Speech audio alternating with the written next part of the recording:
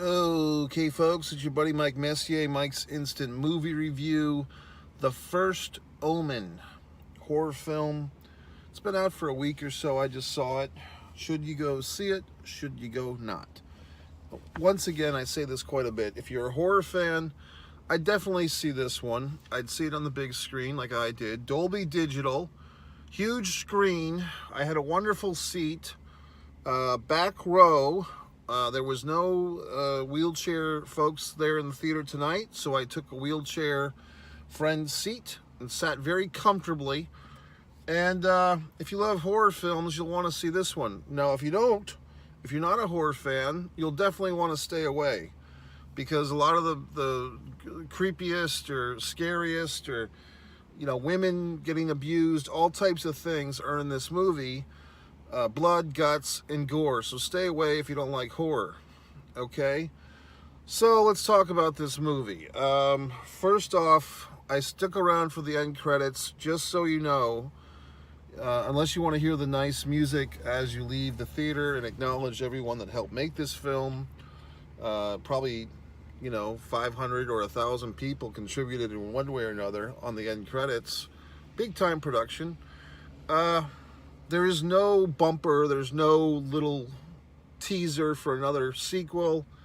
There's no little scary, thing at the end or anything. So basically, once the traditional end credits start rolling, end of film, okay? So I stuck around for you fellows and women, if there's any women watching, for that. Also, one thing I noticed, the end credits, the original Omen film apparently was released in 1976. I put the math together, and this is the Messier math. If you take the year 2000, 1976, that's 24 years. Now we're in 2024. You add 24, that's 48 years, okay? So, this movie has lived a lifetime, or this story, whatever you want to call it. And I do feel, with things like Immaculate coming out just about a month ago with Sydney Sweeney in her chest, and all these other movies we've seen in the meantime, all these horror films with some type of variation on the theme of the child is from the devil is the father of the child. We've seen this variation many times. I guess you would have to say Rosemary's Baby. That's probably overdue for a reboot or a prequel or a sequel, which I can barely remember that. I think Mia Farrow was in that, and I think it even won Academy Awards, but I can't really recall. There's just been a lot of movies, and Immaculate most recently, the same type of storyline, like the nun, she will be impregnated with the seed of the Antichrist. So it's, we're getting to see this. That's the only real, thing I would have against this first Omen movie, is just that by the time the original Omen came out, and I'm not sure what came out first, I think the original Omen, the Omen, came out before Rosemary's Baby, but they all have this same recurring storyline, right? This poor innocent nun, or this poor innocent waif, gets knocked up by the devil, and then she's got to decide, what does she do with this baby? First of all, it's her child, but second of all, it could ruin humanity. So does she kill it or not? It seems like there might be some underlying subtext of the abortion rights debate underneath this. I don't know. You figure it out. Maybe it's not there. I'm just seeing it because that's all you hear about every day on the news. What else? I do want to say a special hello. I've been reading the comments. There's been some new subscribers, hopefully, some new commenters, some European fellows, which I appreciate, all the way from the UK. Several times I've asked people to explain to me, and they always do, and I always forget, the difference between jolly old England, the UK, and Britain, and somebody very succinctly summarized it for me, yet I still forget. I think they said like the UK was it 3 countries? England, I don't want to get them wrong. I want to say England, Dare I say Ireland, or is that wrong? And then all the stuff with Brexit and all these things, it's very complicated for us Americanos. We're over here dealing with our own issues, as I'm sure you're aware. One gentleman enjoyed my take on the lovely actress that we apparently share in common, that we both enjoy her work. Love Lies Bleeding, Kristen, oh, now I'm blanking on her name. The girl from Twilight and everything else, very attractive woman. And she was in Spencer. Now I can remember all the movies, but I can't remember her. Kristen, what the fuck's her name? The girl from Twilight and Charlie's Angels, whatever. We're both big fans of her. Now it's going to bother me. Kristen, God. Kristen, what's her name? Love Lies Bleeding. Kristen, anyway. Let's get back to this. A very wonderful couple of actresses, or many actresses. Sonia Braga was listed in this thing. Now, for those of you that don't know, Sonia Braga was kind of the pre-Penelope Cruz, pre-Salma Hayek, like Latina bombshell that us Americanos kind of approved of. Like, she's old school sex symbol Spanish lady, like going way back to the 80s and so forth.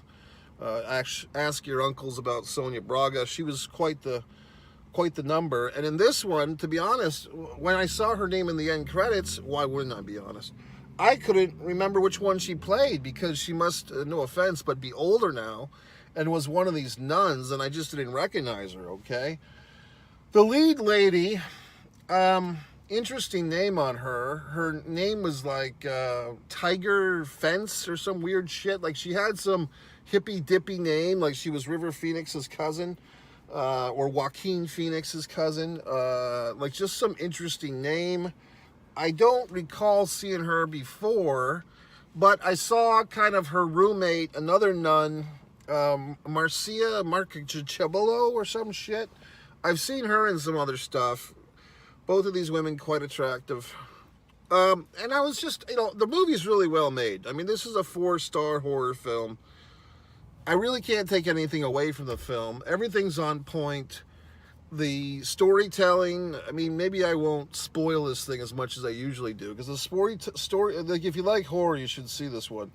The storytelling, there's plenty of reveals. Like, some of the reveals maybe I should have seen coming, but I didn't.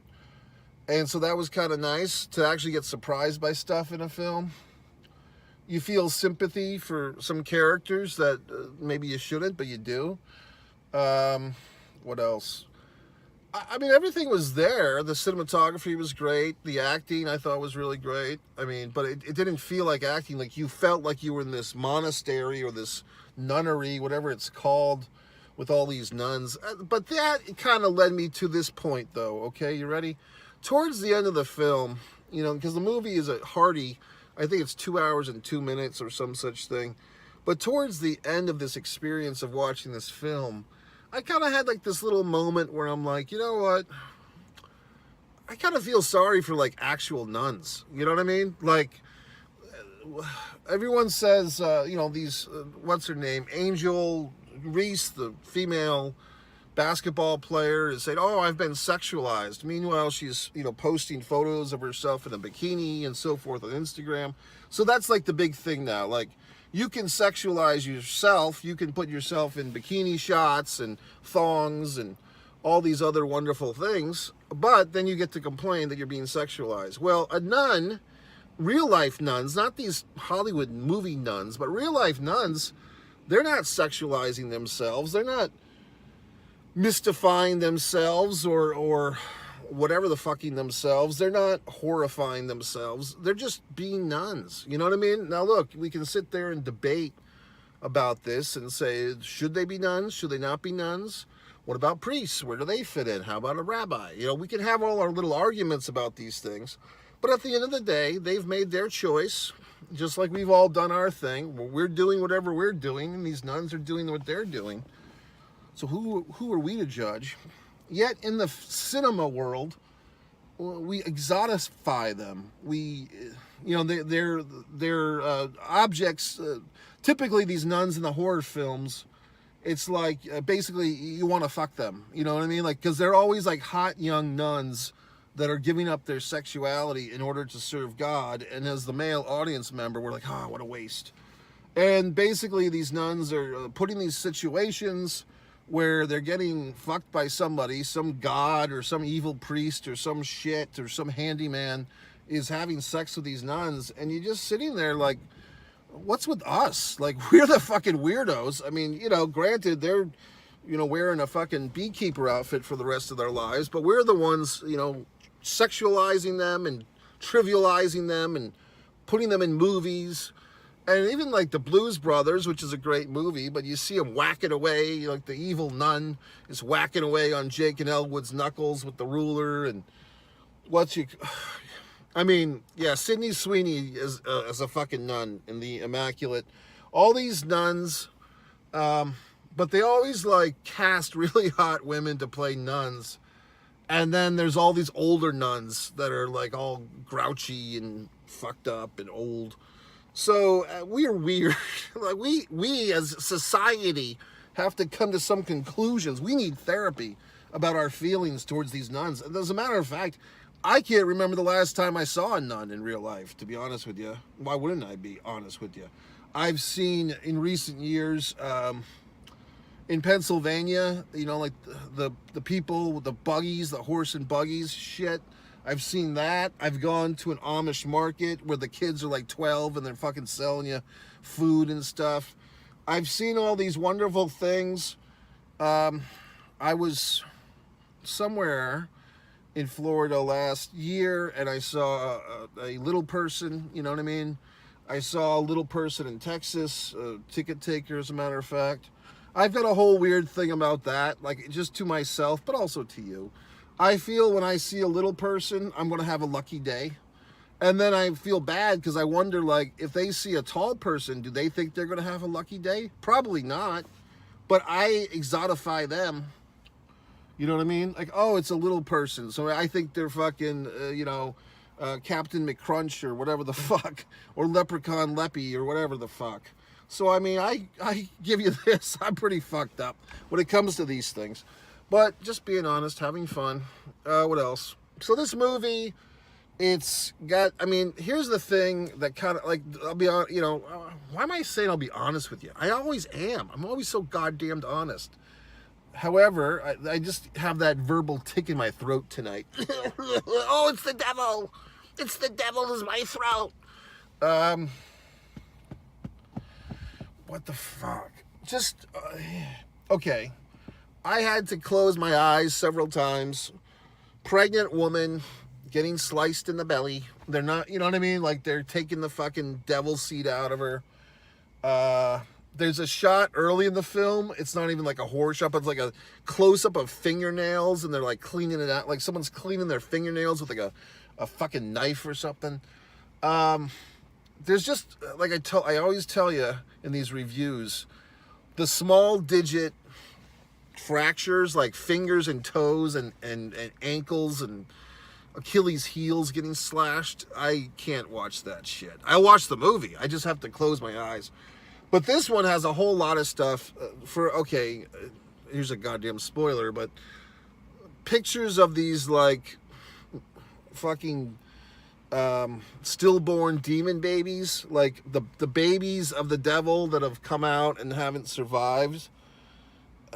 Disturbing. I mean, but that's the point. It's a horror film. It's not a comedy. It's not a Julia Roberts rom-com from 1989, okay?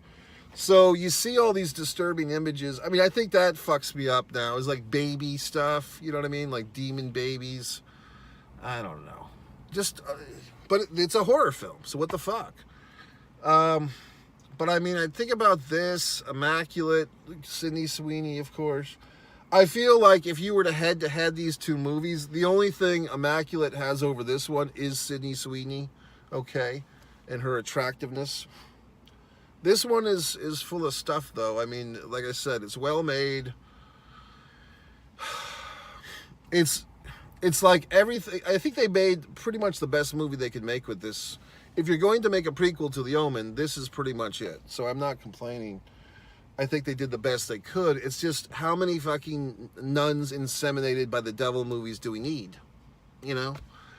So, another little point of fact, I don't think that the original Omen, unless I missed it, the 1976, a lot of times when they do these movies, these like reboots or, you know, Top Gun Maverick or whatever the fuck, some sequel or prequel from a movie that's 30 or 40 years old, or in this case, unbelievably 48 years old, typically they re-release the original out for a couple of days, so the fucks like me that want to get refreshed can get refreshed.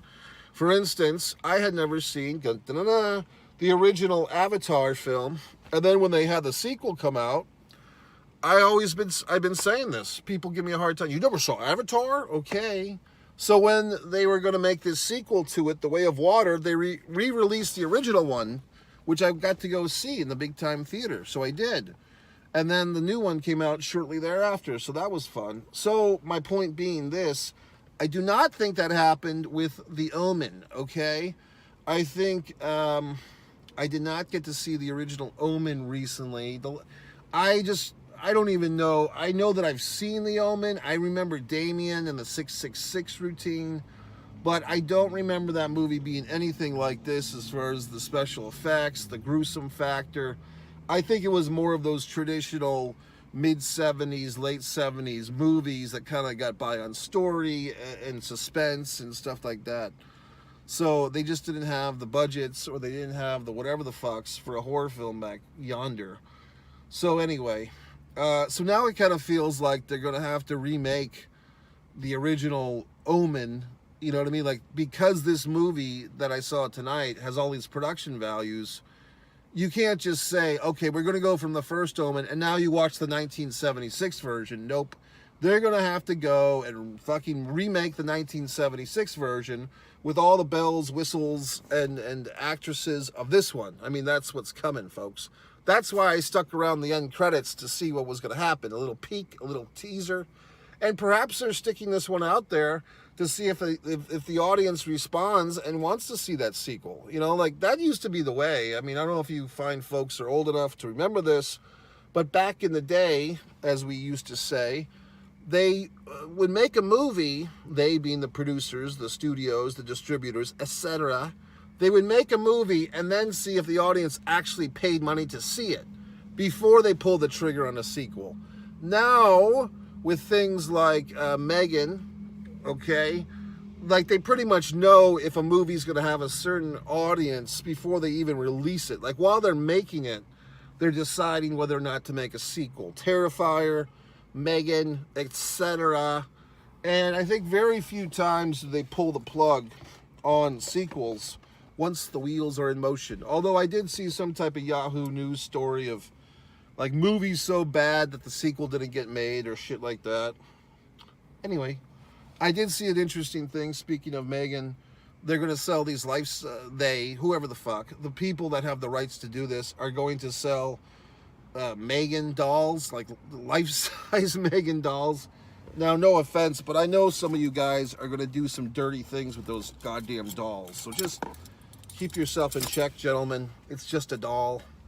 So what else? What else? I don't know. I still haven't seen Monkey Man. That's on the agenda. I'm glad I saw this in Dolby Digital. Once again, thanks to all these new subscribers, new European friends who are checking in. One guy said I looked like the bargain American, what was the name, Jay Wells or some such thing. So I did a quick Google of this individual, and not really. I mean, the guy's much older than me, does have long hair. I don't know his persona. I didn't get to sit and watch videos yet of this individual, but who knows? Maybe he's an intellectual like myself. Did have nice hair, though. I haven't always had this long hair, everyone. It's just, I haven't cut it. I've been saving money, and I don't want to pay $40 for a haircut anymore. Who gives a fuck? So anyway, MikeMessier.com. Scroll to the bottom. You can buy one of my books. You can stand me on social. Just go to MikeMessier.com and scroll to the bottom. You'll see Fight or Play Basketball. You'll see A Distance from Avalon. If you want to see my acting, Seduction of Distance, one man and a camera films. Yes, I make films.